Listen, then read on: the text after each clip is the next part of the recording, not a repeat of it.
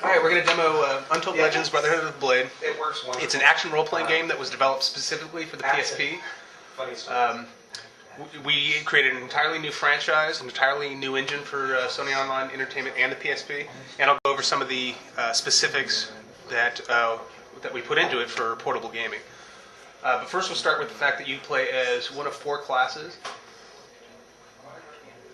each with their own specialty. The Berserker is sort of a mixture between ranged weapons and slashing weapons. The Knight is primarily get up front and start bashing things kind of player.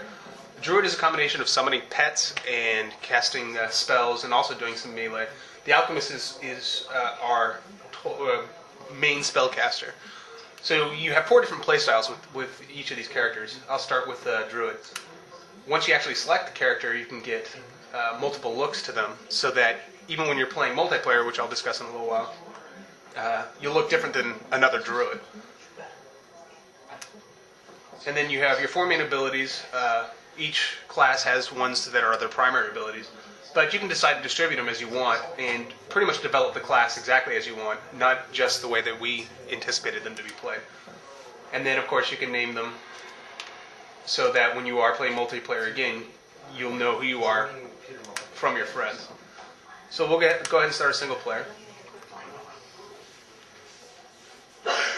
We have over 107 dungeons. I think there's actually 115 total, all randomly generated. So each time you go into the dungeons, the geometry is different, the monster placement is different, the treasure that drops is different, and the items that drop are different. We use a combination of prefix and suffix. So for items, so for example, you might have a longsword, but we can name it a rusty longsword, which is different than a regular longsword, or we can name it a great longsword, which is better than a regular longsword. And we, on the fly, randomly generate those, so we end up with tens of thousands of weapons and pieces of armor and that sort of thing to keep the game interesting. And so with the random dungeons, with the random items, all that kind of stuff, we really wanted to focus on replayability. So even once you play the game through, you can go back and restart the 25 main quests or 15 side quests. And even with a single playthrough, we expect 25, 30 hours of gameplay. But you can continue beyond just the single time you play through and do it again with your character all the way up to level 50. So we anticipate a lot of replay value even with just a single character, and you can play all 4 characters and they play completely different. And so here we're in the city of Avon, where we started. Avon is a place in a land called Unatica, and they've sort of been secluded from the rest of the world for a while. And all of a sudden these spiders that you see me fighting here are starting to come out of the sewers, and nobody's quite sure why. I just leveled up so I can assign new points to my abilities. I have a full skill tree for each individual character. They all have their own different skill tree, and this is where I'll be upgrading as I level up. You can put 20 points into each skill. I'll put it into melee real quick.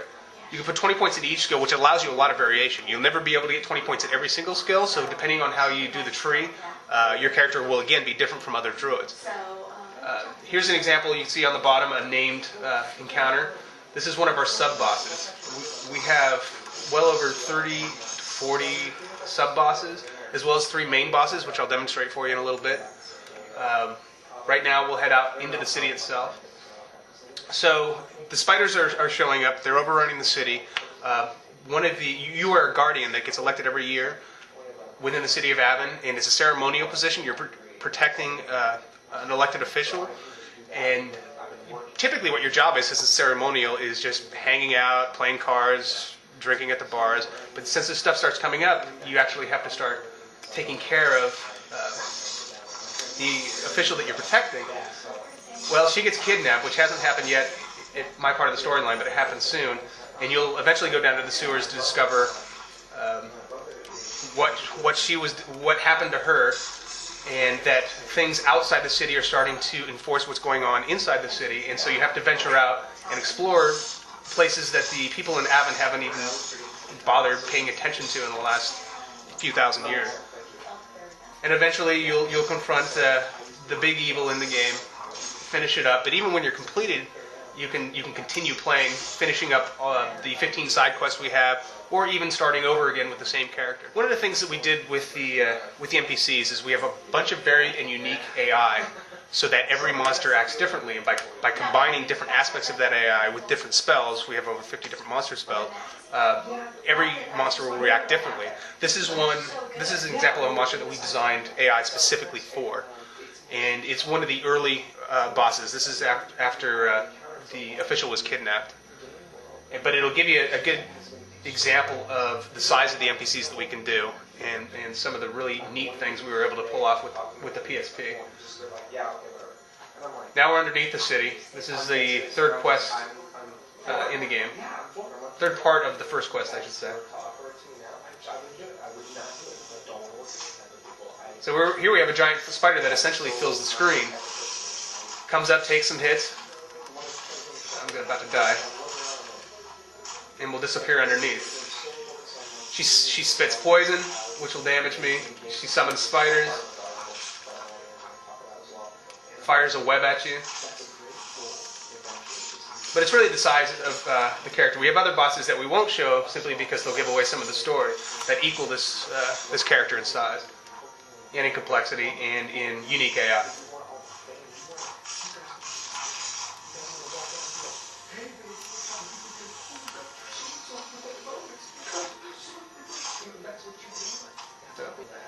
Here's an example of our inventory screen. You can see that I have a weapon that has a combinable here. That's essentially adding this type of damage to the weapon. So I can find objects within the world, let's see if I have one, I don't have one right now, that will allow me to combine it with armor or weapons in order to get enhanced effects.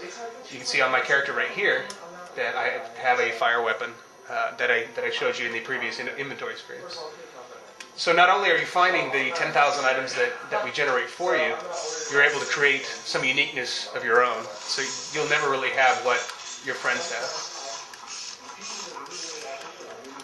We do support 4-player wireless multiplayer, which means that if you and your friends are sitting next to each other with PSPs, you can play through the adventure together. The cool things about that are that even though I'm the host and you guys join the game, you can bring your character in, save your character out when we're done, go back into your own game on your own PSP, and you'll have everything that you got when you played with me. And we automatically scale the rest of the environment up to that point. So it's always going to be challenging. It's always adjusting to the player, your player character. I'm going to go ahead and put on the cheat switch. We don't actually have cheats in-game on the PSP itself. I'm using a dev kit so I can activate our cheats, but within the game itself we don't have any cheats. This will also show you how varied our environments get, and I'll jump to another couple of them after this. But we have things ranging from the catacombs you saw to the city. I'll show you an ice cave here. We have deserts, forests, mines, all sorts of different varied environments. And you really want that kind of variety when you have 117 different levels. This is the alchemist. I'm sure she's going to summon her pet. Now basically this guy will follow around and help protect me. This is one of our ice dragons, Bolthor.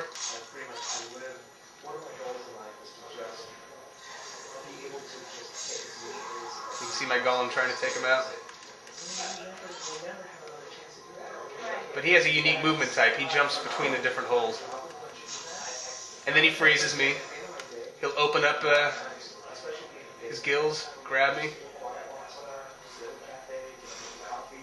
spit me out doing mass amounts of damage. It's really fun with multiplayer because you can make fun of all the people that are getting grabbed by the dragon. That's how I enjoy cities and places. I have a lot of people I love because you come in here, there's so much, and it's just like there's so much culture, the buildings, I love architecture. He keeps stunning me too, making me go slower.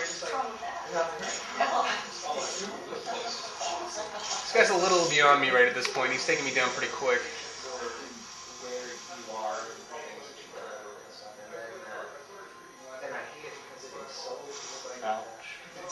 Yeah. So again, lots of unique ways that the AI interacts with you and the environment, just to keep all of the encounters interesting. Here's an example of our mines. It's pick up and play. It's it's so easy to import your character and get the game started that you get going in less than a couple of minutes. And that's really important for portable gaming. Some of the other things we did specific for, I probably haven't shown you the full 3D camera yet. They just took me out. It's a full 3D camera. You can zoom in, rotate around, zoom out. We have a map, which I will also show you if I don't die. When you die in multiplayer, you can actually, if somebody falls over and dies, you can run to an exit or a place where you saved or that type of thing to immediately resurrect them. So they're not completely out of the game at all. In single player, you actually start where you last saved the game or where an entrance is.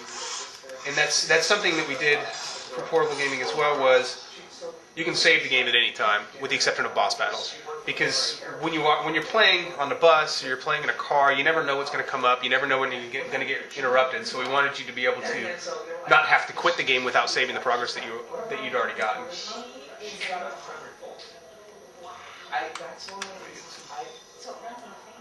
This is one of our buff spells. Essentially buffing me and my golem. Except for that they're killing me.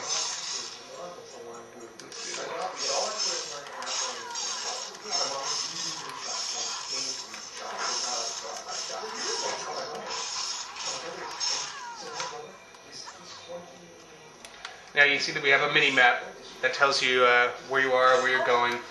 Again, in multiplayer, you can always track where your guys are, where your fellow teammates are on the mini map.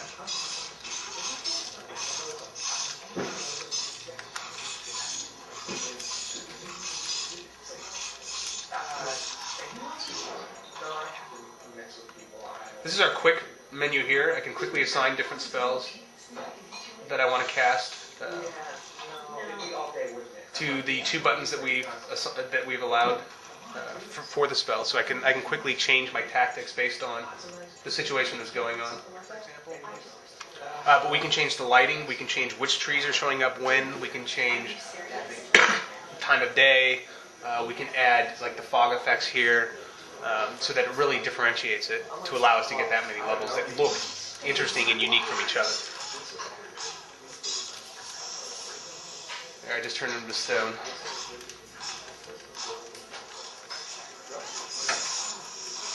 Again, an example of some of our larger monsters here.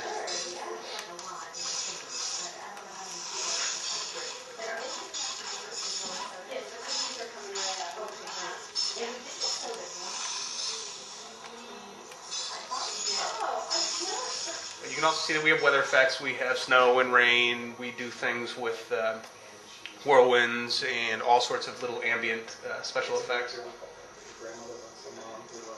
We were able to do quite a bit more with the PSP than we originally thought, just through experimentation, which allowed it to look, the way it does now, as good as it does now.